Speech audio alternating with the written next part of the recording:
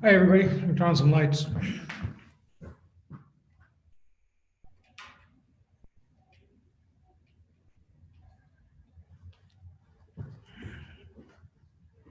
Maybe a bit better. So let's see who's here. My dear friend James and Lisa. All right, and we've got some new people. Lovely. All right, so I'll do a short monologue before I bring everyone into the conversation. Q&A is open, as is chat. If anybody would like to ask a question or wants to jump in for whatever reason, then please do so via one of those two possible buttons.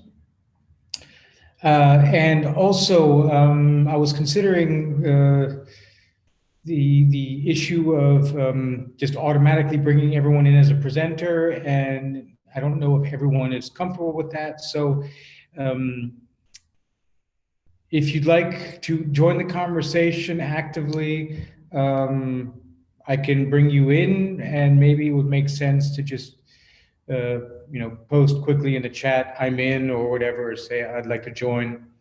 And we'll give that a shot for today and see how it works out. Okay, so stories I wanted to tell. What was it? It was about growing up in the art world. And, for historical sake, my dad, Garrett, started his gallery in not New York City, in Washington, D.C., in, as far as my memory serves, 1977, with with this exhibition here. This is a selfie he took with, I think, his Nikon back in the day, in front of a Lisette Model picture. The first exhibition he did was the Lisette Model show. And he was showing Lisette Model because a woman named Beate Jäger had suggested that when he come to America that he give Lisette Model a call. And so my father called her and said, hi, my name's Garrett Sander. I'm the grandson of August Sander. Do you know who August Sander is? And Lisette, in her dramatic manner, said, of course, darling. And the rest is kind of history. And my father did a lot of printing for her and showed her work for a very long time, including us making the frames for the New Orleans Museum of Art exhibition, which was curated by Marvin Israel. And I remember that because this was, these plexiglass, like what later became famous for Avedon's work is, sandwiching a picture, a large format print between plexiglass. And so we made those frames in the basement of the house that we were living in at the time. That was when we were living on Highland Drive in Silver Spring. And we had a double garage or double door garage, basically, for two cars. And so that was turned into a workshop, and we basically, I say we very freely. I wasn't involved. I was a kid. But we had people working for us then, or people working for my dad, who were making those frames, which is, of course, kind of a fascinating thing to watch and to grow up with.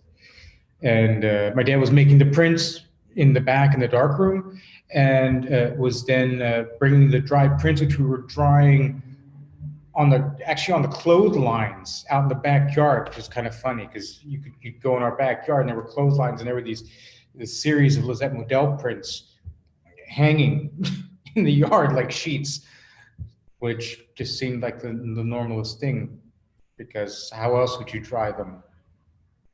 So that's how we dried them. And being as they were being sandwiched between plexiglass, it really didn't much matter because you didn't have to worry about the paper bowing or whatever. There's a picture we have somewhere which I remember, of our dog Chester sitting, looking at one of these pictures as it waves kind of in the backyard. First gallery on Connecticut Avenue was, I a child's wet dream. It was above an ice cream store, which was awesome. It's above the Baskin Robbins, which I don't know if Baskin Robbins still exists. Back at the time, Baskin Robbins was a thing. And it was, it was a tiny little gallery, space, like an office space, basically, where my dad did his shows. And at the time, my mom was working very extensively in the gallery as well. So it was basically the two of them and nobody else. And as the story goes, Harry Lunn was involved with his first exhibition, not so much in the exhibition itself, but Harry, being kind of the godfather of the photographic art world at the time, he, when, like the night before the opening, he came to the gallery, and of course, as every gallerist, and I've done this as well, was completely running late, like putting frames together on the floor. And we had this really annoying Nielsen frame, like aluminum frames, which you would then like had to screw together in the back, and with these metal springs in them, which would like just randomly attack you and slice your fingers, and then you get blood on everything. It's like stupid. They still like that. So Harry comes walking in with, if I remember correctly, with his wife Miriam, and they come in with Chinese carryout and offer Chinese carryout. Like they brought dinner. He said, you need to strengthen up. You're going to need this energy. So let's sit down and eat. So they sat down and had dinner together. And that was kind of the beginning of a very long and meaningful relationship. And we're still friends, or they are, with Miriam Lunn. Harry's died a number of years ago, unfortunately. In true art dealers, like the flying, the ultimate art dealer's death. He just died while standing on a train platform. And that was it. He was gone. That was Harry. His son Christoph has a gallery it was in Paris. I heard recently from him that he's going to be moving it out to the countryside, just because Paris is such a pain in the ass. Which, whatever. I mean, I like Paris, but I imagine if you live there, it can be kind of a pain. Okay, so other stories. What are the other stories? Larry Fink. Oh, dear Larry. I love Larry. I mean, anybody who knows Larry knows that he's a real character, an incredibly intuitive, inquisitive eye, whose ability to capture scenes. He has kind of the same. It's not nosiness, because that sounds so. Nosiness sounds so harsh. It's not nosy. It's, Larry looked in places and saw things that people would kind of not look at. And I don't know, he was on his camera was mounted on the tripod that was on the dividing line between voyeurism and participation. And it's an incredibly difficult thing to do all the time, even more so. I absolutely passionately love Larry's work. I love Larry as a person. I mean, he's a really sweet soul. Like every time I send out my invites or whatever news that goes out, if there's something that he has to say, then he says it, and he sends me these lovely notes, which are, as abstract, written as abstractly as is humanly possible. But there they are, and I love it.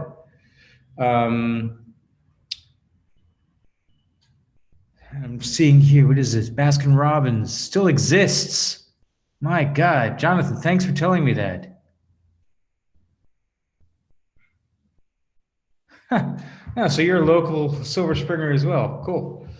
All right, so what's another story? Okay, yeah, so here's an interesting story from the New York phase when my dad moved the gallery to Soho. Yeah, that was a weird time. because my parents decided at that time, for better or for worse, to leave my brother and I and my mother then for that reason um, in the DC area because of school. And the idea was that, since our friends and our school and everything was there, that it would be better if we stay there, which, it's impossible to answer if that was the right choice. It was what it was. And I think the intentions of doing so were completely right. And our lives are what they are in part because of it. Um, and, Dad opened the gallery in Soho on Green Street in the 80s, in the early 80s. This is the crazy 80s in New York, when Soho was still really dangerous and wasn't like, a velvet carpet coated luxury mall with cobblestone streets. It was dangerous to go out at night. Like when we renovated the gallery, this is a fun story. We renovated the gallery, we go in this place, and it's like everything in Soho. It was a warehouse, basically. It's like a street level warehouse, because that's kind of what that area of the city was about. And you come in, and it's this long, like really, really, really long room. To me at the time, I was 13, so it was small, so it seemed even bigger. And it was completely empty. It was just wood floor. In the back in the corner, there were some pipes. And those pipes are interesting because it was kind of it was advantageous for men.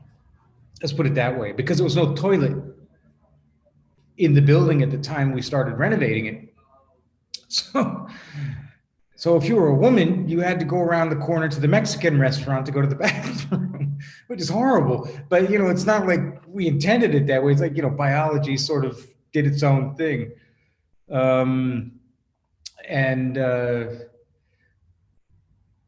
So we would stand in the corner and basically pee in a drain hole in the floor. And during the renovation process, a lot of stuff got torn down, like, stuff removed from the walls and so on. And it all kind of got collected in a central spot on the floor, which makes sense because you don't just want to like leave it scattered about. One morning, I think, if I remember correctly, my dad comes into the gallery and there's a hole there and the garbage is gone.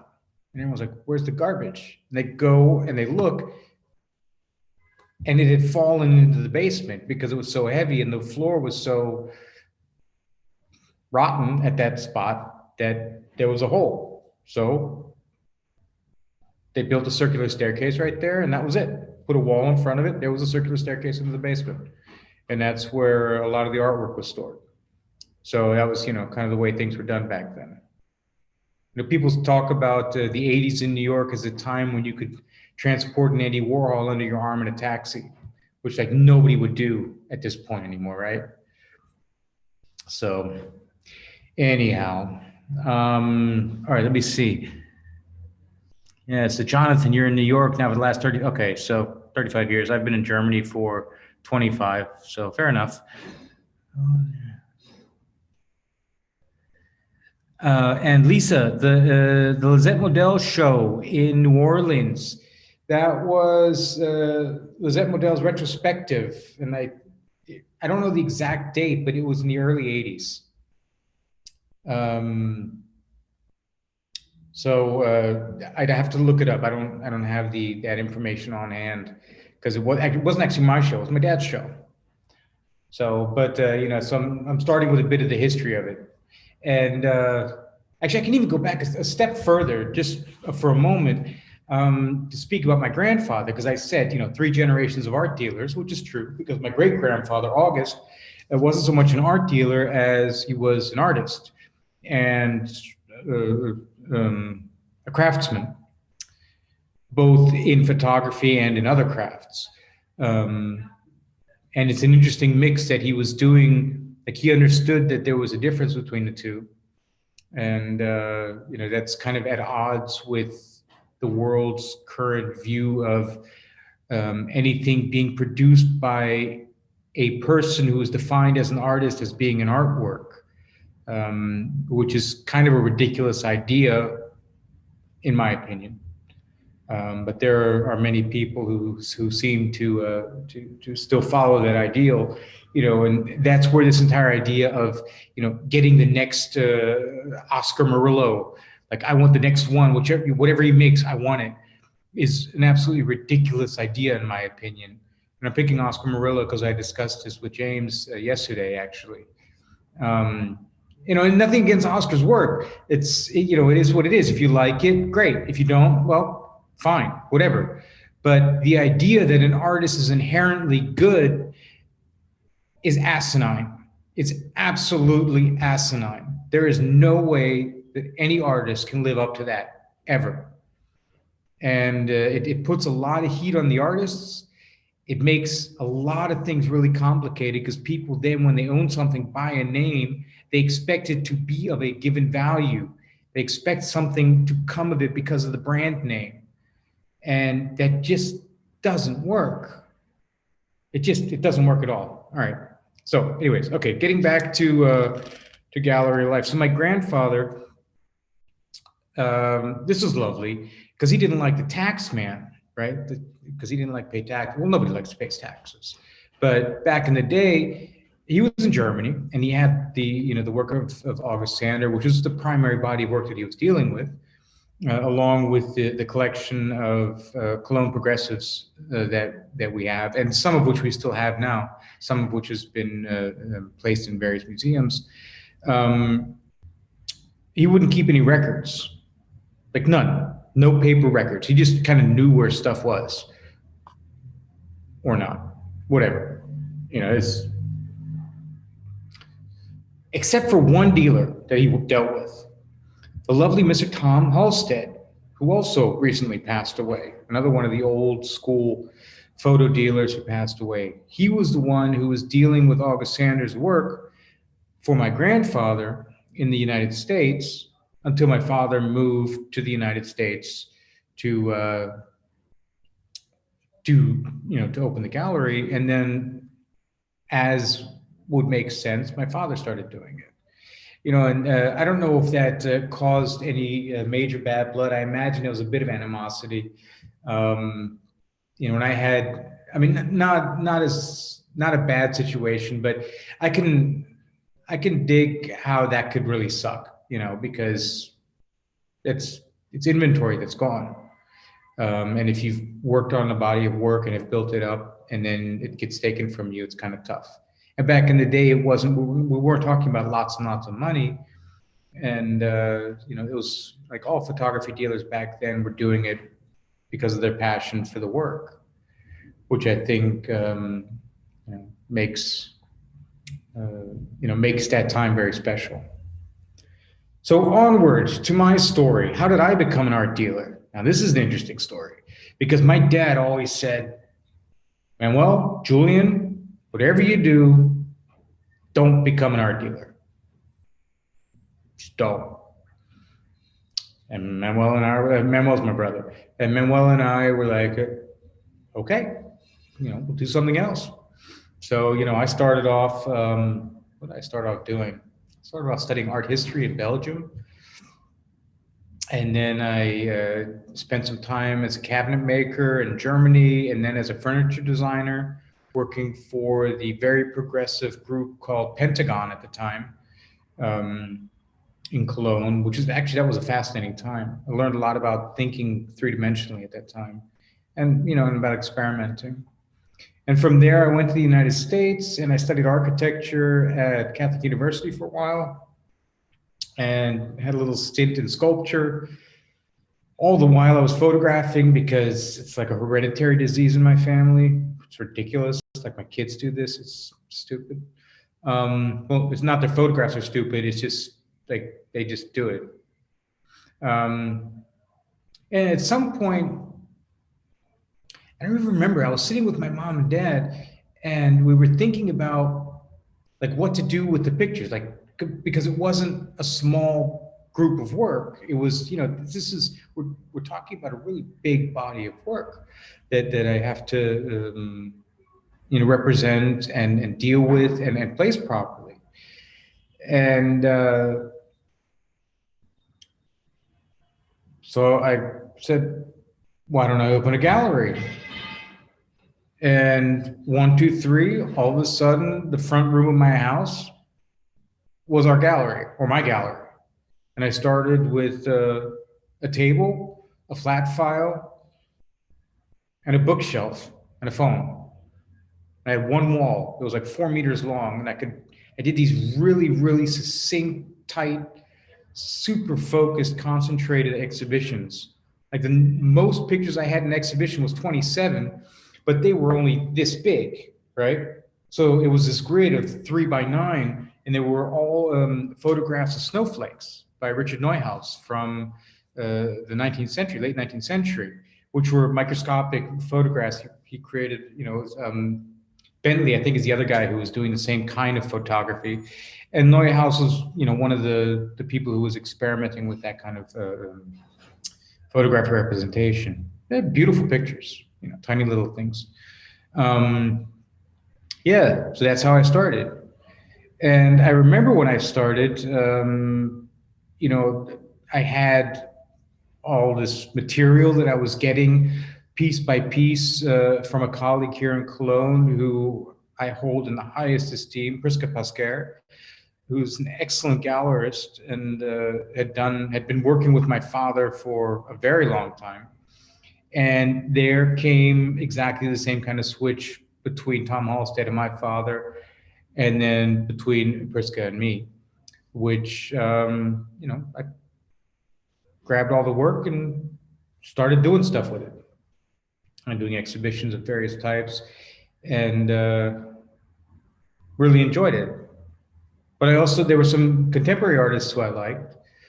Sean Hammerle, who is a dear, dear friend, whose work I absolutely love.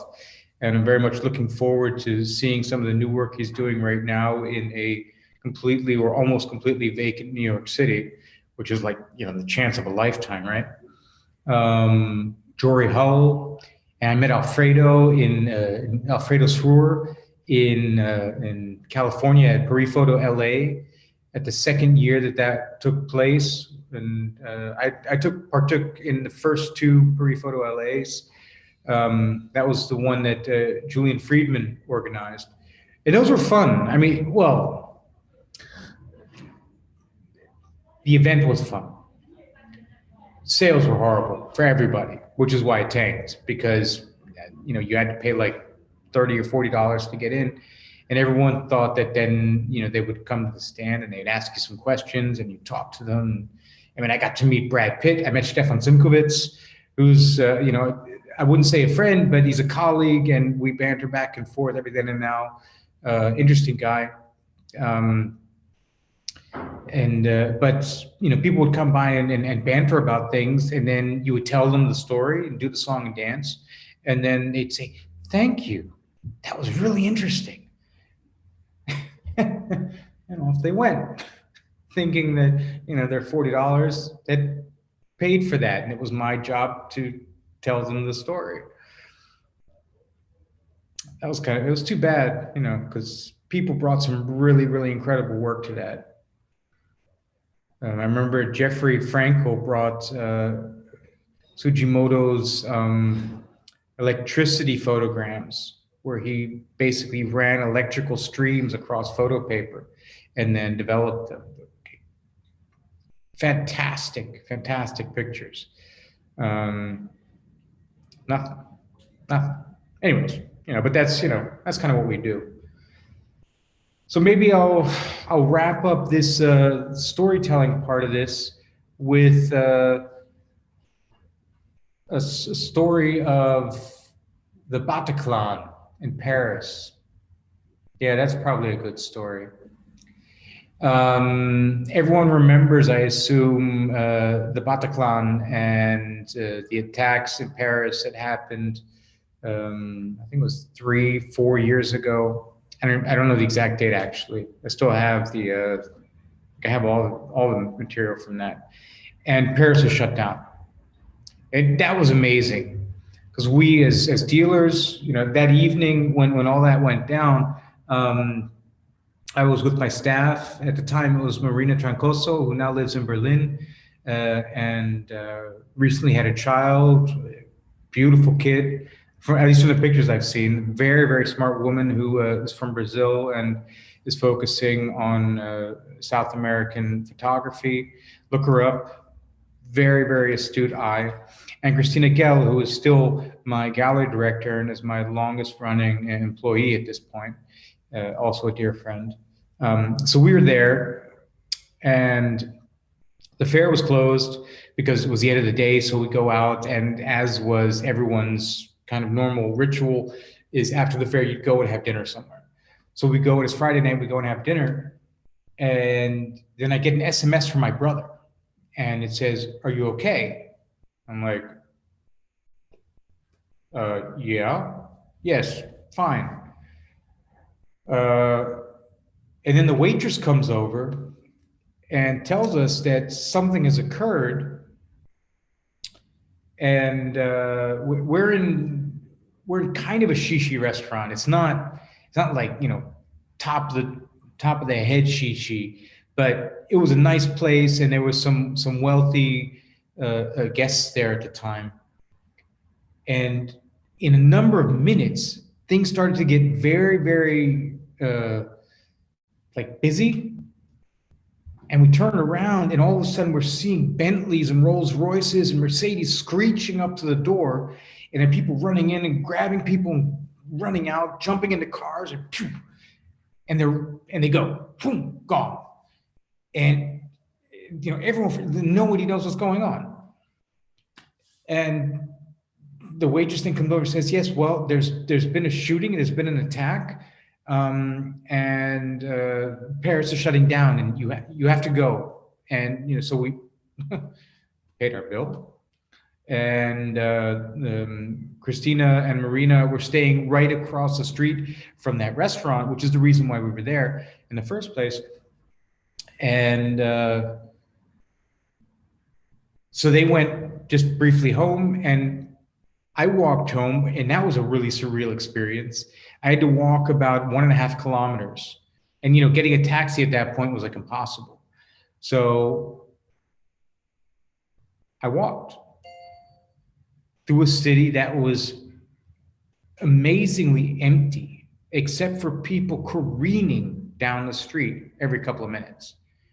You know, I remember very vividly walking down the street, and I was hugging the walls to make sure that, you know, I mean, it's the only thought I had of any way I could protect myself from anything. And I said, you know, I can't spend the night in the restaurant, so I'm gonna go back to the hotel. So I walked down the street, and this tiny little, this Clio, or you know, one of those small French like rattling boxes of lead, goes careening across the traffic intersection, and then it was nothing. I go back to the hotel. I order myself a bottle of wine, go to the room, watch the news, and basically watch everything melt down. And then the next day, we all went to the fairgrounds, and the large discussion came up, you know, how do we deal with this? I mean, what are we going to do? Does the fair continue? Does it not continue? You know, and Florence was, understandably, she was, I mean, devastated. Christophe was, you know, and I would not have wanted to have been in their shoes. And then we discussed it as gallerists, and you know, the ideas were back and forth. And in the end, we said, look, we can't do this. The Grand Palais, if you put one bomb in Grand Palais, that's a roof full of shrapnel. It's all glass. There's a bomb, if one bomb goes off in there, that could be the death of everybody. And we're standing, what, 50 meters below? So anyways, it closed, and everyone then said, you know, what we should do is with the expense, and I honor Reed Expo for this, because they really, I think they did this right. You know, that was a really difficult situation for everybody. The days that the fair was closed, half of it they paid for, half of it we paid for, because we understood that it was as much damaging to them as it was to us. And that was kind of one of those points where I really saw common ground, common humanity between all of us. You know, this was people holding together. And it was one of the events that actually made me believe in you know, the positive aspect of human nature, because all of us took a really big hit then, because you know, the primary days of closing deals, the weekend, weren't there. So the next morning, and this is the story I actually wanted to get to. The next morning, I discuss it with my team, and they say, "Look, we'd really like to go home. We don't feel well here." And I'm like, "Fine, I respect that. I honor it. Buy tickets. Get whatever tickets you can, wherever you can. Get us the fuck out of here, basically." And I don't even remember who got the tickets, but we got 3 first-class tickets to Natalia's to get back. And then we had like 2 hours to get to the train station. And I kid you not, we got our crates. Christina Marina and I, we packed up the entire stand in bubble wrap with everything that we had there. We wrapped, packed, stacked, and locked everything in like an hour and 15 minutes. It was the most extraordinary feat of artwork Tetris I have ever seen. I will never forget it. I'm extraordinarily proud of them to this day for that. So that was another one of those weird adventures. Anyways, so those are a few stories, and you can tell, you know, if you give me enough coffee or enough wine, I could probably sit here and tell stories for the rest of the evening. But at this point, maybe it makes more sense to just kind of open it up and invite you all to join in. So write briefly in the chat if you want to join in, and then I will bring you in as a speaker, and then we can start the conversation, because I like that more than anything else. Does everyone know where the chat window is? I hope so. Chat or the Q&A. You can write it wherever you want.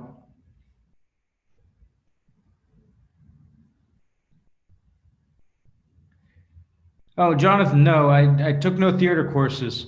My sister's Rael Myrick Hodges is a theater director at this point, so I got enough drama that way. Should I just bring everyone in?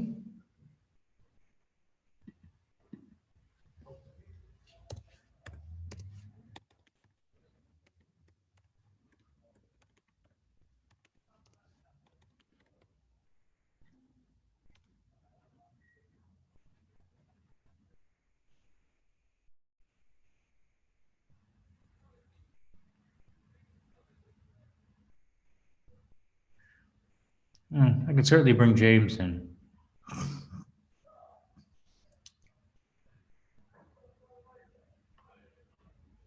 All right, Brian, you're coming in too.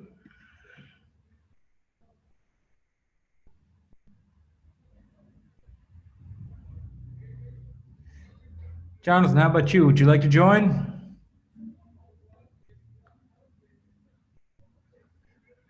Brian looks quite frozen today. Let's see, to make sure I can hear you all. There it is. There he is. Hey, Brian. Hi, Julian.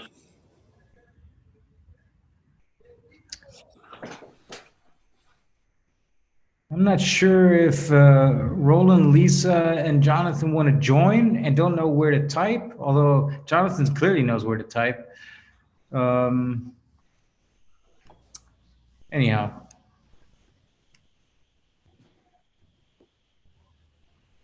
All right, so Lisa, do you want to join in? Sorry, I'm speaking in response to a chat message here, which is a little strange. Okay, Roland, no problem. Enjoy. And Jonathan, how about you? I found these results.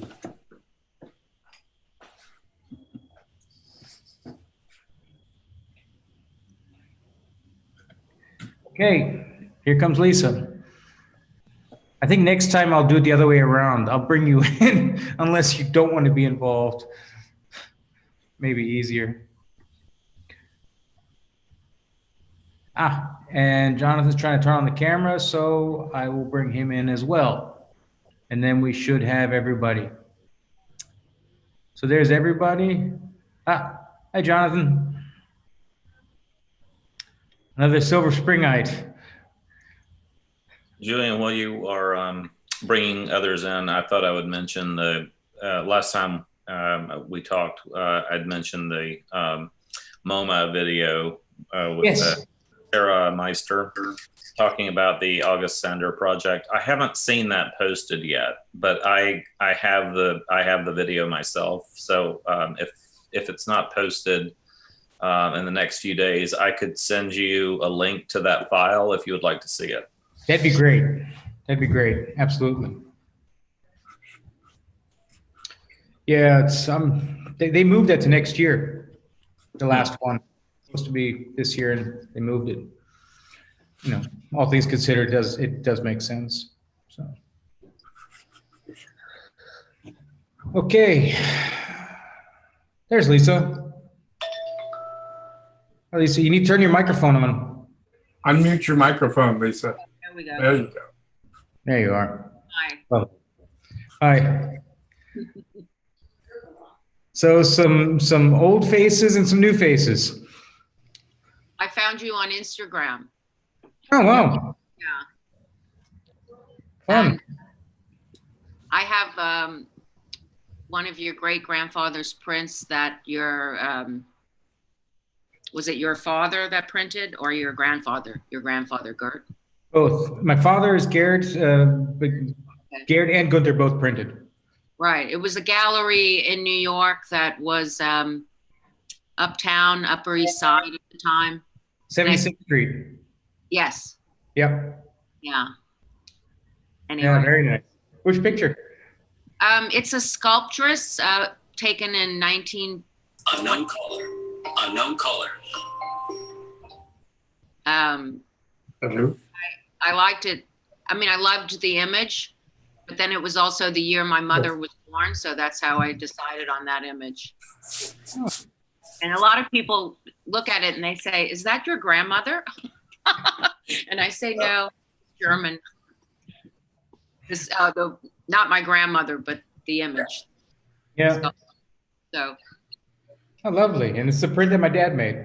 Yes. Yes. Yeah. So that would be Sorry, say again? probably in the mid 90s. I think it was around the 90s. And I was the one that asked you what year was that Model show, because I'm from New Orleans and I thought I saw it right before I moved to New York. And I moved to New York in 1980, January. That could be.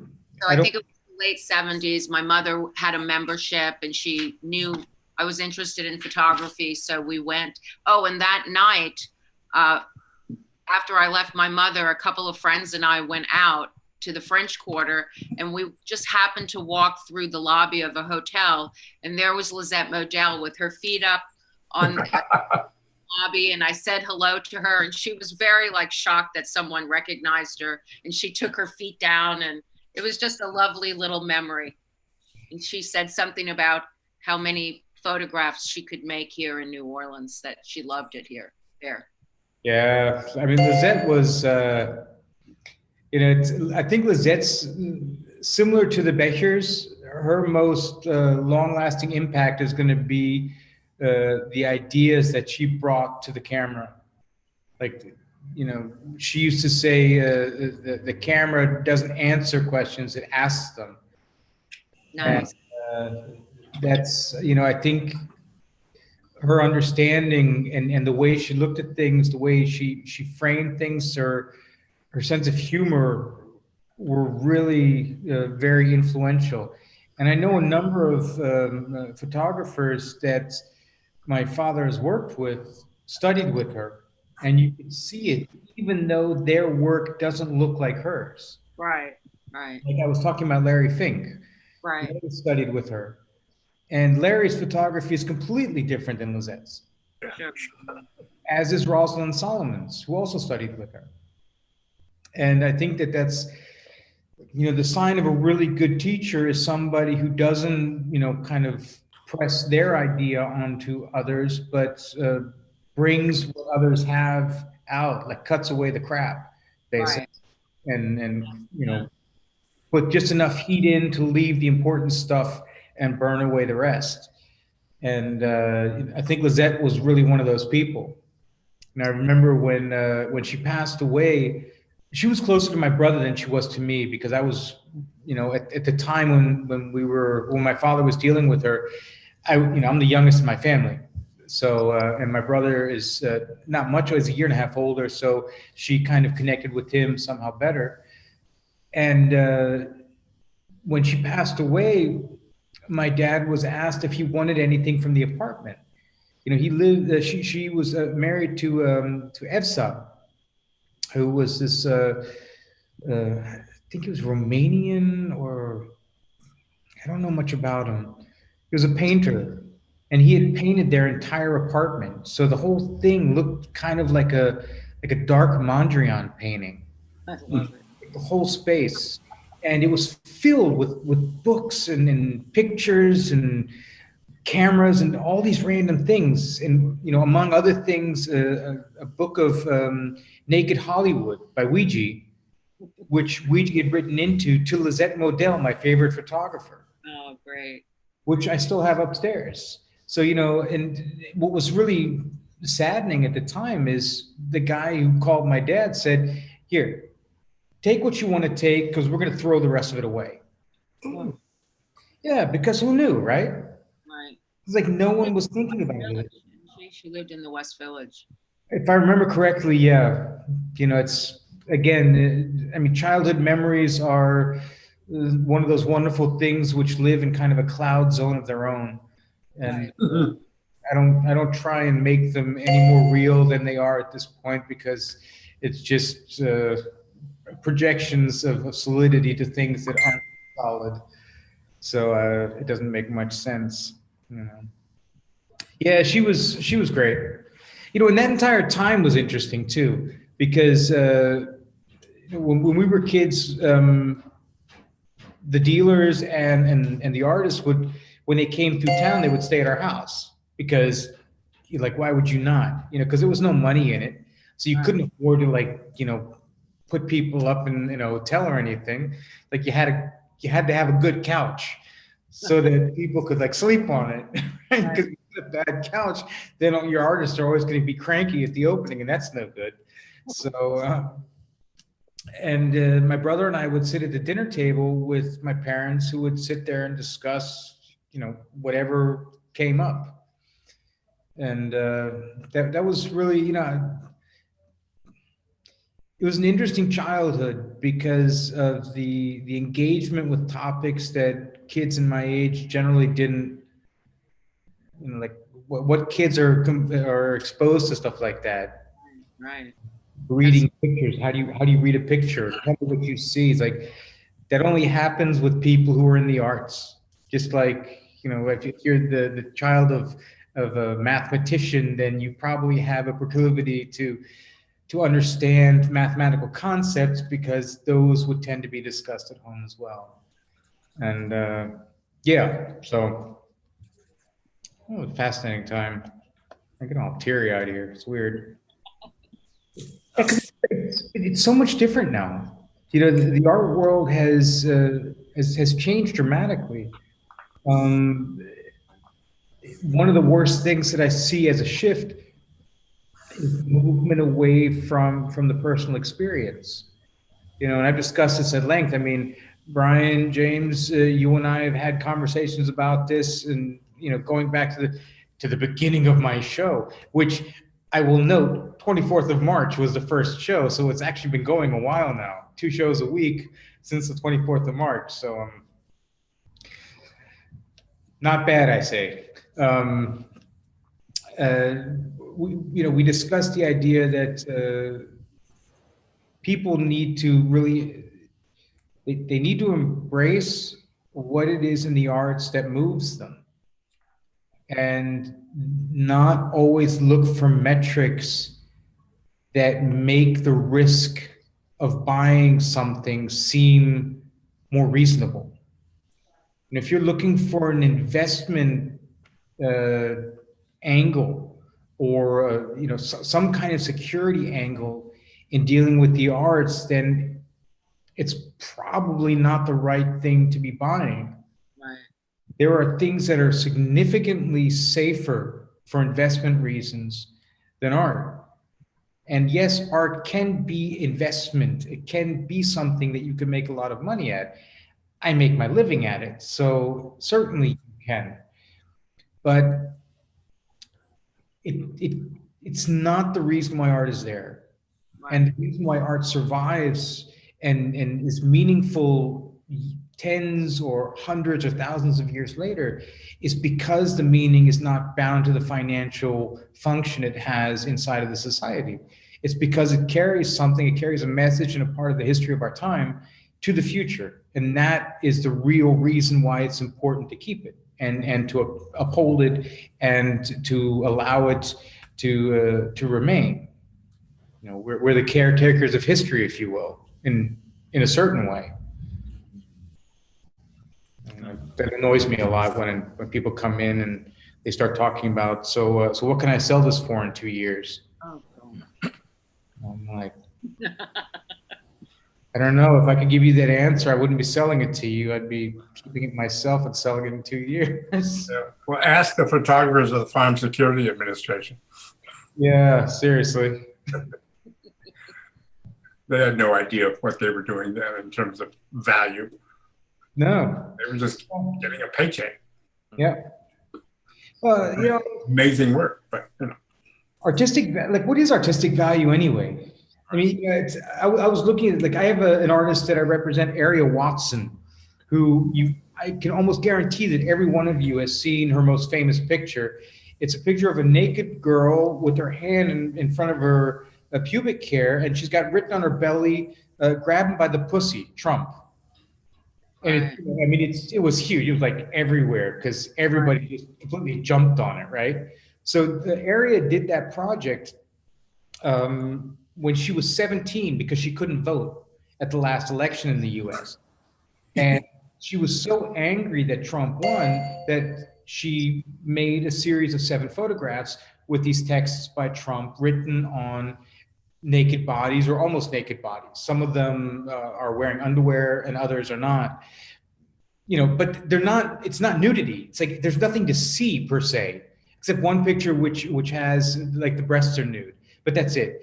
But it's always, kind of this very challenging look at the text and how that challenges, balanced against, very beautiful young women's bodies, but in this particular case, also not altered. So she didn't go in and try and perfect or, Photoshop anything. It's the picture of the woman as she is with everything that's included, and the text written physically on the bodies.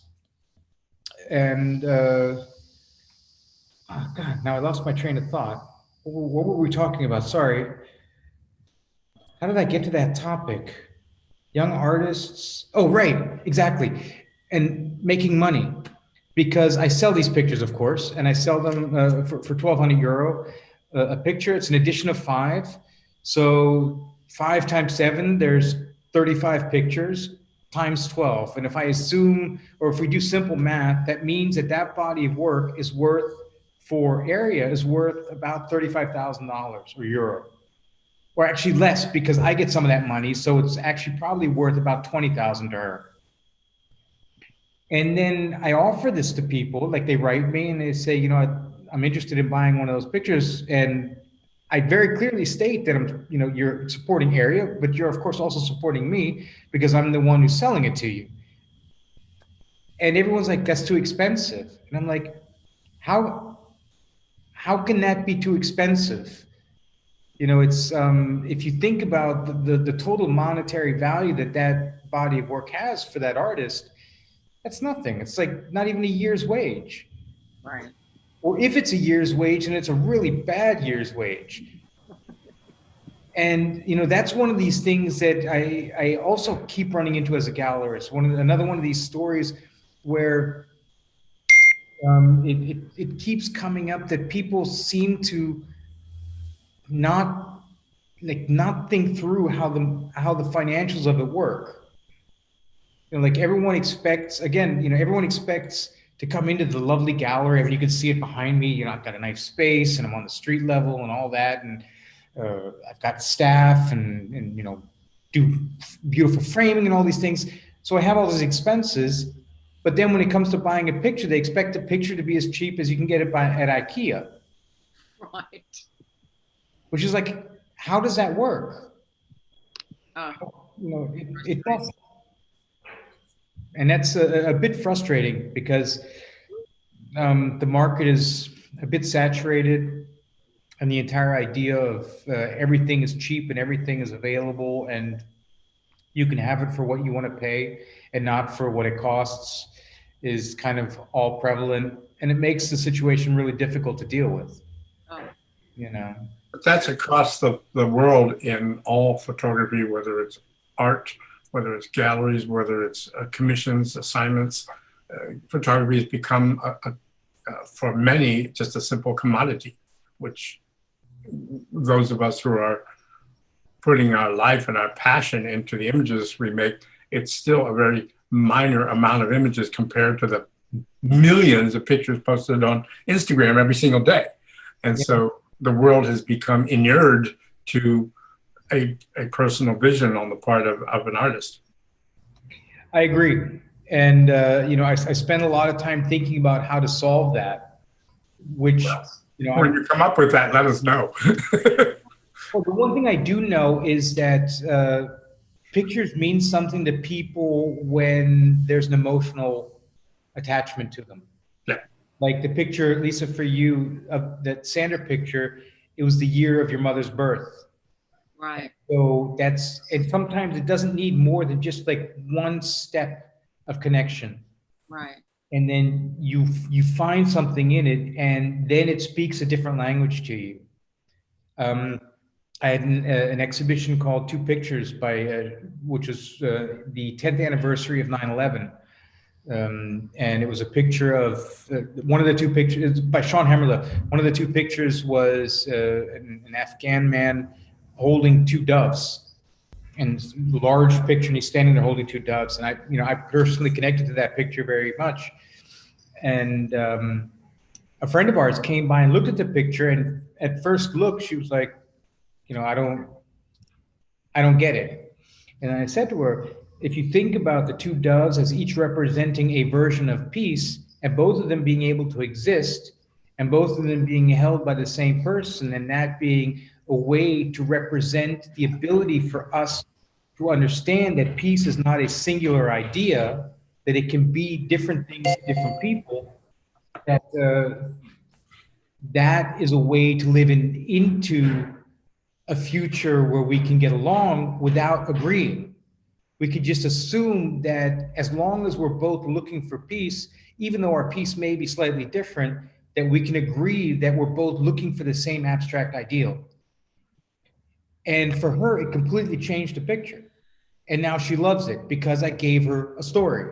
Right. So, and that's, I think, that's key. That's why selfies are so important, because a selfie is the self-told story. I show myself a memoir of an experience I had. I have an immediate emotional connection to the picture I took of myself because I took it of myself knowing where I took it. And all of us who are photographers know that there are, with almost every picture that you've taken, you look at it, and after no more than a couple of seconds or a couple of minutes, you remember where the picture was taken, what was going on, how it happened, even if it's thousands and thousands of pictures. You can look at it, or at least look at the contact sheet. You're like, oh yeah, that was then. I remember that. And all of a sudden, something pops in the head that you remember. And that's kind of one of the magical things about photography anyway, which I think is really one of the reasons why people haven't really understood what photography is capable of, because you can unlock all of those stories in an instant, like smell. That Julian reminds me of this. Sometimes there's the opposite of that though, which is I'm reminded, and we were talking about 9/11 just a moment ago. Sally Mann and her show Body Farm was scheduled to be shown at Gagosian in 2002, right after 9/11, and that her show got canceled because it was so close and too close to New York, and also the aspect that he didn't think that he could sell the work, in spite of the fact that it was a reflection on what life is, right? And so she got thrown into turmoil after years and years of creating this project, and all of a sudden it just dissolved, just vaporized, like the Twin Towers gone. They didn't want that around, although she has shown that and is showing it. Well, Larry Gagosian is a very, very focused dealer. He's a good dealer, very, very focused, and extremely successful. And the choices he makes, as harsh as they are, there's reason to his madness, if you will. Right. I remember there was a meme going around where apparently there was an internal message sent where after the 2008 financial crash, he basically wrote, like paraphrased, if you want to keep working here, sell some pictures. And when I first read it, I was like, Jesus Christ, man, that is rude. It's just brutal, right? But having gone through some hard times as a gallery, I have a whole new respect for the very precise statement he made. The biggest problem with gallery life is that it has to be paid for. That's what it is. Unfortunately, it's also moved into the museum life. Museum life is now under the same kinds of constraints as gallery life, not quite as dramatically, because they have a different kind of patron structure generally, and it's also different income because people are used to paying to go to a museum. But when I was a kid, my dad's primary clients were museums because there was government funding for the museums. They had a budget to buy art. And that's why photography was so popular, because it was cheap.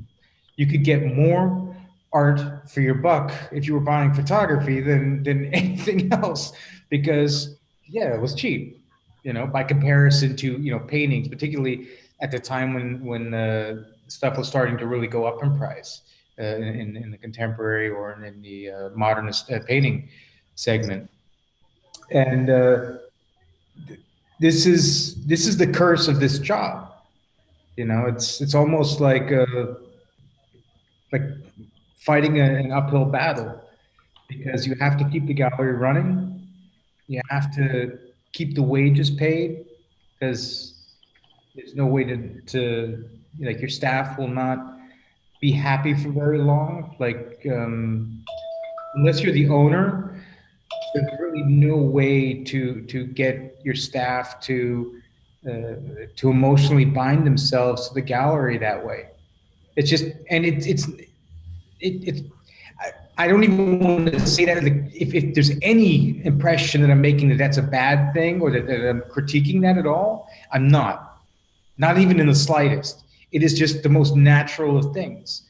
It's not the way that works. I'm the gallery owner. I'm the captain who gets to go down with this ship. I know how to sweep. I know how to frame pictures. I know how to cut mats. I know how to write invoices. I wrote the software that manages my gallery, so I know how to use that. So, there's all these things, and I know how to do all that, and it's important that I do, because if I can't keep my staff, then I have to fire them at some point if the money's not there, because they have family. They have husbands and wives and children, and they need to pay them, or pay for them. And we want those galleries to be around, and we want them to sell work and have work available and have shows, because the alternative to that is this and it's a great thing in some cases, this very ephemeral, like short term. This is like my old neighborhood in Brooklyn when I first moved there. People were opening their garage bays up and instant gallery, the work is on the walls, it's DIY. And I did one of those too. I loved it. Yeah. But the owner of the building's got to make money. Can't keep that going. The occupants of the building complain. Oh, there's 300 people in the building. You can't have that.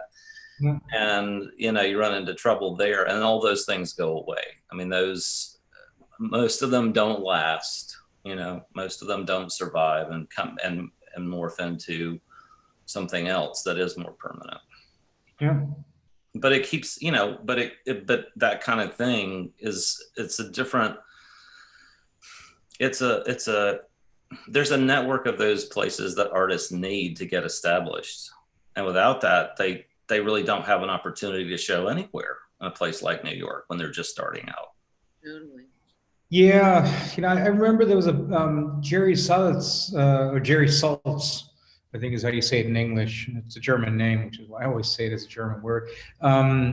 He had posted sometime last year, or maybe even 2 years, I don't remember, about going to an opening someplace in, I don't even remember, like in Hoboken or something. I mean, like some completely, off strip kind of gallery thing. A small gallery with no-name artists, like unknown artists. The gallery was full. People were discussing, and pictures were being sold, and the stuff was all, relatively inexpensive. I think, it was like 1,000, 2,000 per picture, something. So, it wasn't big money for art world scene standards, Yeah. He was really ecstatic. He wrote about it and said, the art world's back. Like it still exists, like what we knew from the 80s, from the 70s, from the time when people got together and talked about art. It's back. Yeah. I don't know if it's still there. And I think I know one of those too. Because this one was in Hoboken, but I was part of a group of artists showing, and there was an exhibition in a Home Depot potting shed called Holland Tunnel, and Jerry Saltz and his wife went to it and wrote about it, and all of a sudden next day it's in the New York Times or wherever he was writing at the time. I guess it was New Yorker or something, but that was cool. And her write-up, Roberta Smith was another person who wrote about it. Hers was in the New York Times. And those artists who were in that show were all of a sudden known somehow, like even if it was flash in the pan known.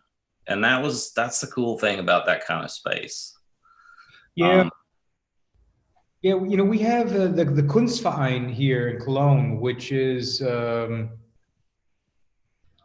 what's Verein, like the art club base. It's the literal translation is art club, but it's quite a famous institution, which artists who are members of this club can, I don't know exactly how it works, but you can do exhibitions there somehow, and that's been one of the things that kind of feeds the growth tree of artists locally, and those kind of exists all over Germany.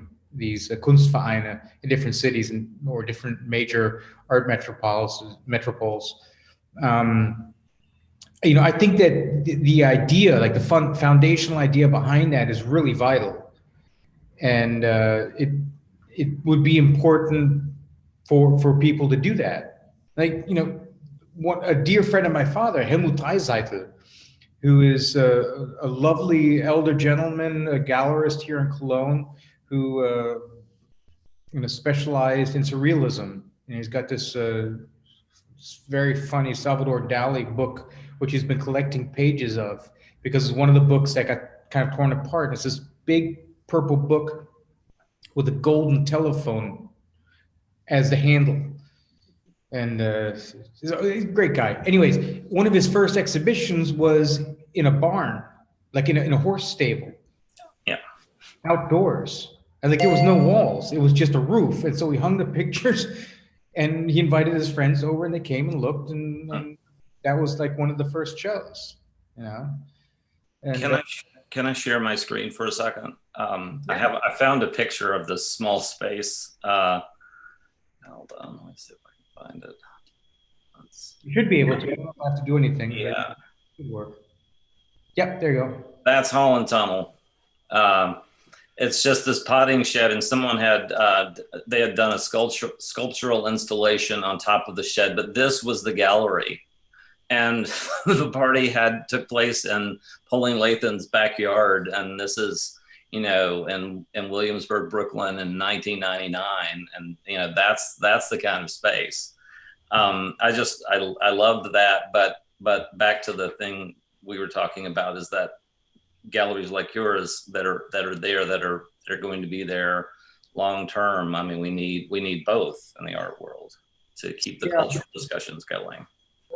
Well, there's certainly a lot of pop-up galleries in the past couple of years, in nondescript or unused office spaces on first floors and unusual places, which for unknown artists and for people who just want to have people come and see their work it's a viable option simply for showing your work.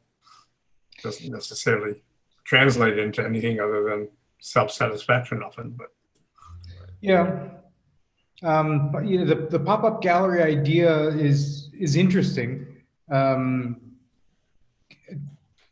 did a pop-up gallery in Berlin once, which during European Week of Photography or Month of Photography. And that was fascinating. It was a small space, worked out well, and we sold a few pictures, but not many. It ended up coming down to publicity. yes. This I think, is the largest issue that really has had an impact on going to galleries. Because if we think about the 80s or the 90s or even the early 2000s and how visiting galleries happened, like why people would go to galleries, it's because you couldn't, like the fairs weren't at that point as big as they are now. So the entire, like the fair glut of, you know, these mega luxury, sorry, that's my daughter trying to reach me.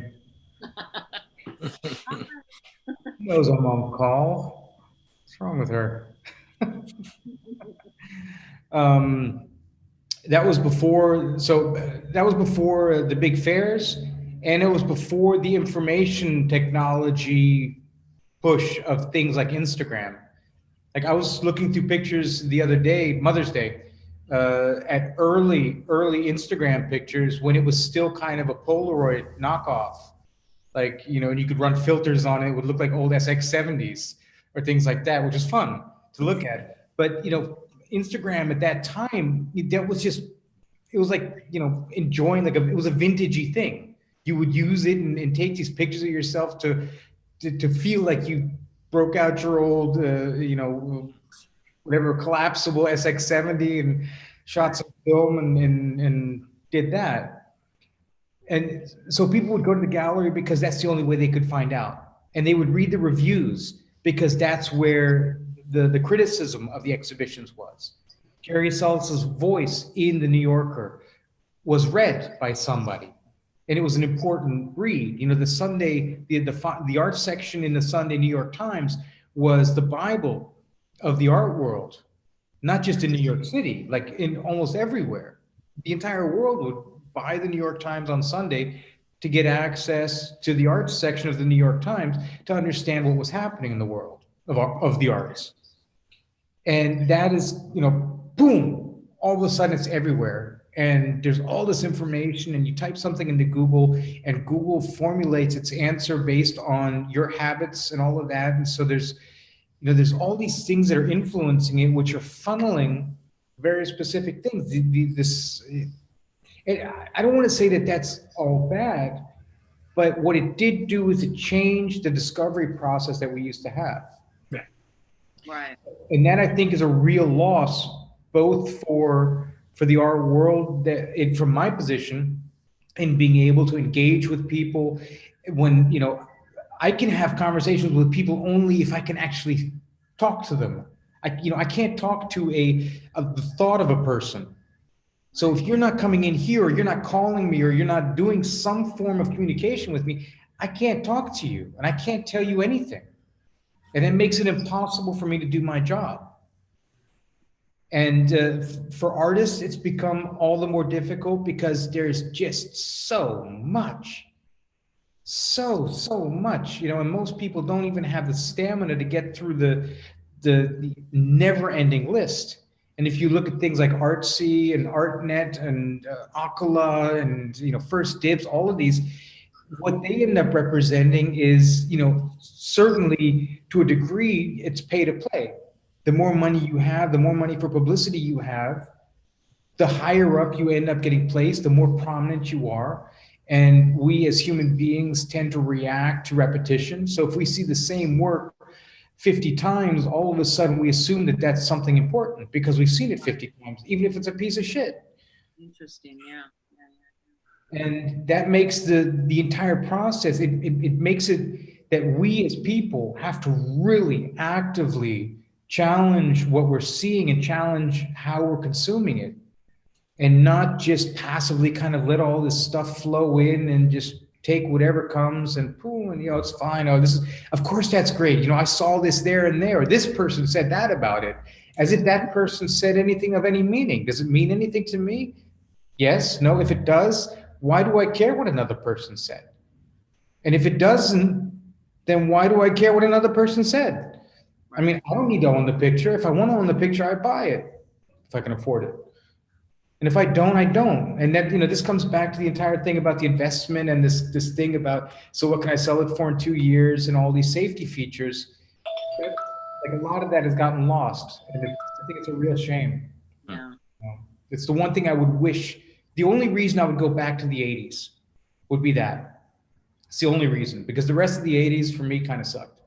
But that was really cool.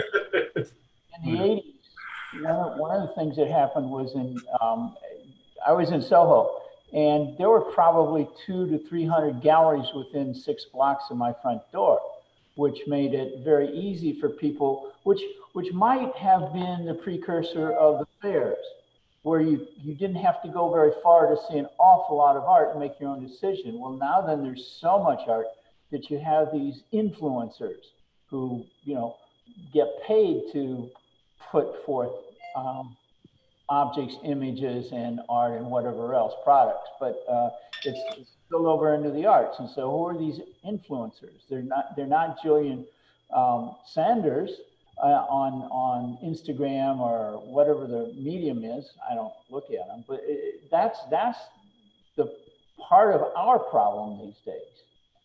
Yeah, it's an endorsement thing. It's like, I mean, imagine what would happen if, like, Beyonce, like, posted about my gallery. Imagine how that would influence my business. You need a guard in the front of your door. Right. You would need police.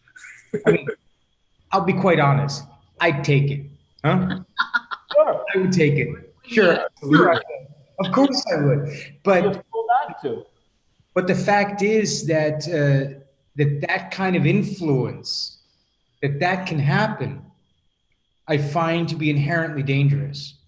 Right. Because it's clear evidence of the removal of critical thinking. If it meant that I got a lot of people coming to look and ask questions, that would be a different thing. But I don't think people should be buying something from me because I'm Julian Sander, or because Beyonce said something about what I have, or anything of that nature. I think people should be buying pictures from me because the pictures are engaging and are challenging the things that they're dealing with, and that they want to, process or work with and think about and enjoy, or even just look for things that are beautiful. They think something's beautiful and they like the picture, so they buy it because it's beautiful for whatever reason. But those are real reasons to buy art. And There's a similar process with restaurateurs. Many restaurateurs did not want rave reviews in the New York Times until they were ready for it, because then you would have all the influencers and all the paparazzi and the fancy people and the A-list people coming in, jamming the place, and 3 weeks later they'd be empty. yeah, So it was to be popular because Beyonce came to your restaurant, drove out the potential of your regulars, which is what you need, and for people who are critical about food, and they were just coming because Beyonce may have been, sitting there. So I think that process is similar across multiple endeavors. Just a side note, Jim, there was a seminal moment when Richard Margolis, and I believe you were with us when we went to one of those little galleries near you, and it was a cell phone exhibit, one of the first. Yeah. And Richard said to me, and this is a photographer, I don't know, Julian, whether you know him, but he knows Jim very, very well. And actually, I got a message from Richard the other day telling me about your interview with Julian, which I missed, but my apologies.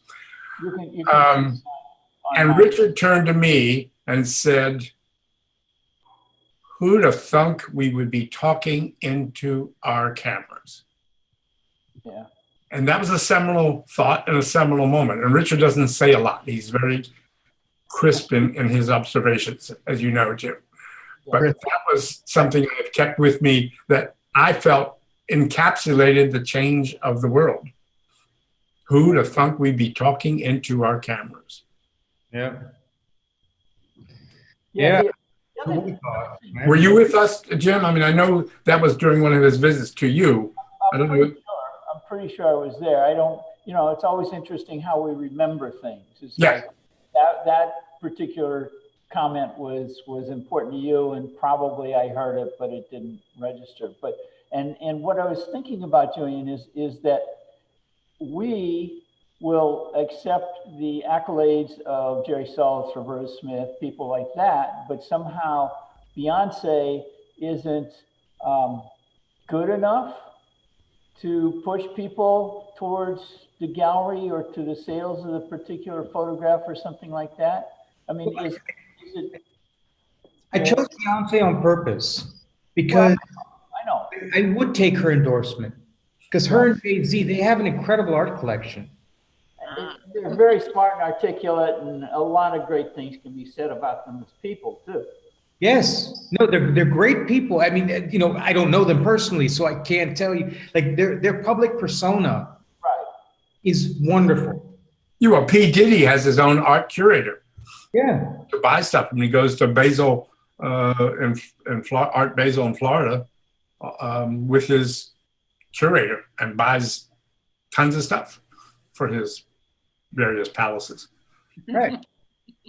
But so back to Beyonce, I would be really engaged or enthralled to get into a conversation with them about the arts. The point I was making has nothing to do with Beyonce per se and her understanding of the arts. And the most challenging thing about that is that her say about it would actually have meaning. But my fear would be that her say about it and the meaning of her say would never translate to enough people. I mean, that door just shines the sun. And that's why I think that is such a dangerous position to be in. And Jerry Saltz, I mean, honestly, when I don't care about any of them, as like I never assume that anybody's saying anything about what I'm doing is right or wrong, ever. I always listen to what's being said and I consider what's being said. And I can't like challenge people to think critically and not do so myself. It would be ridiculous. You know, I have, and I'm to a fault, I do this. I think critically about myself and sometimes put myself in really stupid places because I understand that that's the only way that I can accurately deal with the situation that I've created is to literally like hurt myself. I mean, not physically hurt myself, like cut a limb off or something, but you know, there are situations that develop where I realize like, whoa, okay, this is what this is. And I look at it as kind of, you know, as third person. So I would love to have a conversation with them about the arts and about the understanding of it. You know, the song, it's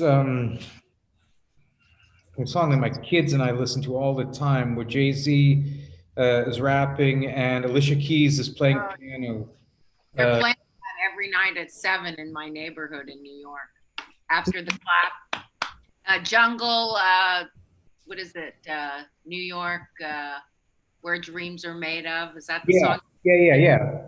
So he says in that, I made the New York Yankees hat more famous than the Yankees did, which is a really incredibly insightful and self-critical statement. Right. Or not critical per se, but it really points to the fact that he understands exactly the role he's in. Right. And the amount of power that has. You know, a little bit, you know, if we want to take this is going to sound a little overblown, so take it with a grain of salt. The philosopher king. The philosopher king is defined as the one who can only be king because he understands that he has to be and not because he wants to be. If he wants to be, he can't be. And, you know, I think Jay-Z is one of those people who, and I like his music. I do, some of it, you know, not all of it, some of it.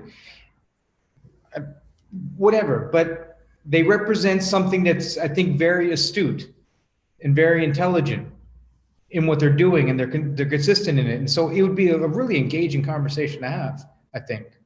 You know, I don't think it's ever going to happen. I mean, who knows? You know, weirder things have happened, but you never know. Anyways.